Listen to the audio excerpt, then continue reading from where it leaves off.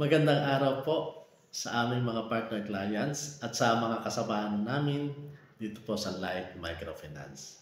Ako po si Pastor Joseph Celis, partner mentor ng Imus Branch. Ang topic ng aralin natin for this month of July ay We Help Rekindle Accountability and Productivity. Mga minamahal namin na kasama sa gawain dito sa Light Microfinance, napakahalaga po na hindi lang tayo lumalago sa ating pangkabuhayan o mga negosyo, kundi tayo po ay nagbubunga din sa biyaya ng Diyos na may kasamang kaloob ng Diyos na gumalak o magkaroon po tayo ng kagalakan habang tayo po ay busy sa iba't ibang gawain natin sa buhay.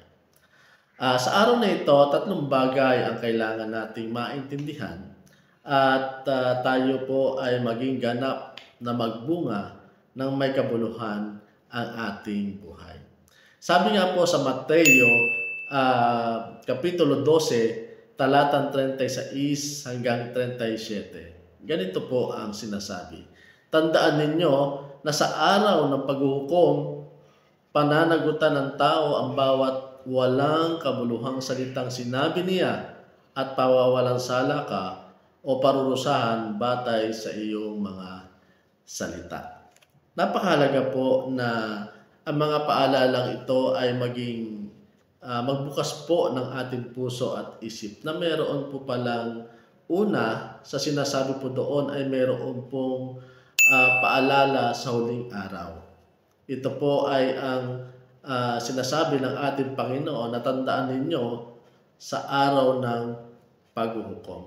Alam po ninyo, ang Diyos ay naglaan ng panahon, araw, oras para ganapin ang paghuhukom sa lahat ng kanyang mga nilikha. At tayo po ay kasama po doon sa kanyang mga nilikha at tayo po ay accountable na po sa ating buhay. Kaya napakahalaga po na hindi po natin dapat baliwalain ang paalalang ito sa atin ng ating Panginoon sapagkat tunay na mangyayari ang mga bagay nito sa kanyang itinakdang oras. Ang ikalawa po ay ang panagot sa mapagkunwari sa salita. Alam naman po natin na lahat po tayo sa araw-araw ng ating buhay ay nakikipag-usap sa ating mga minamahal sa buhay, maging sa ating kapwa, mga kapitbahay, at gayon din maaari sa ating mga kliyente at sa mga taong nakakasalamuha po natin sa bawat araw. So ang sabi po doon ay pananagutan ng tao ang bawat walang kabuluhang sinabi niya.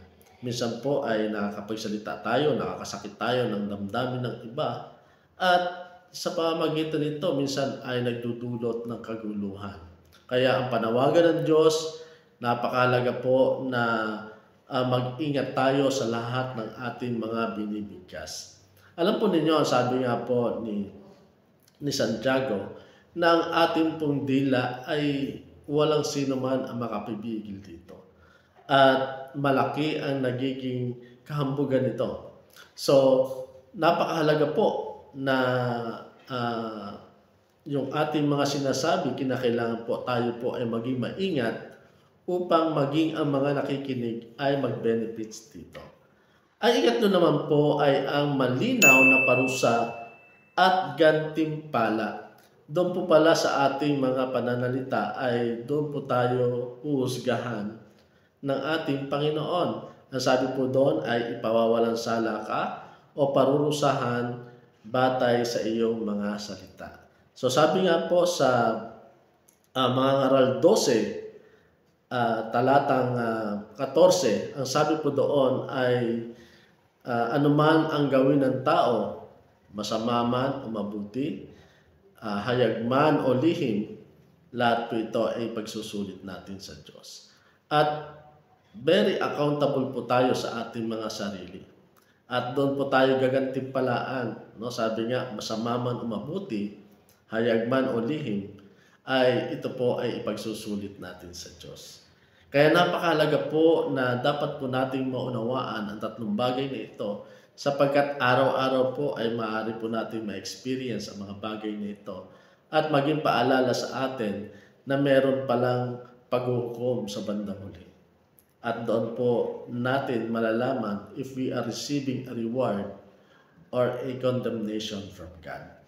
Kaya sa halip po na tayo po ay magsalita ng mga bagay na walang kabuluhan, gawin po natin na maging positibo at maging encouragement po sa bawat tao na ating nakasalamuha. Maging kalakasan po tayo ng bawat isa sapagkat naniniwala po ako na kung paano po ang Light Microfinance ay tumutulong po sa atin bilang mga partner clients, ay gayon din po gagamitin din po kayo ng Panginoon upang sa gayon kayo naman po ang mag-encourage at magbigay po ng kalakasan sa iba. Muli po, ako po si Pastor Joseph Celis. Salamat po sa inyong pakikinig at suporta ninyo sa Light Microfinance at mag-ingat po tayo lagi. Maraming salamat po. Hanggang sa muli. God bless us all.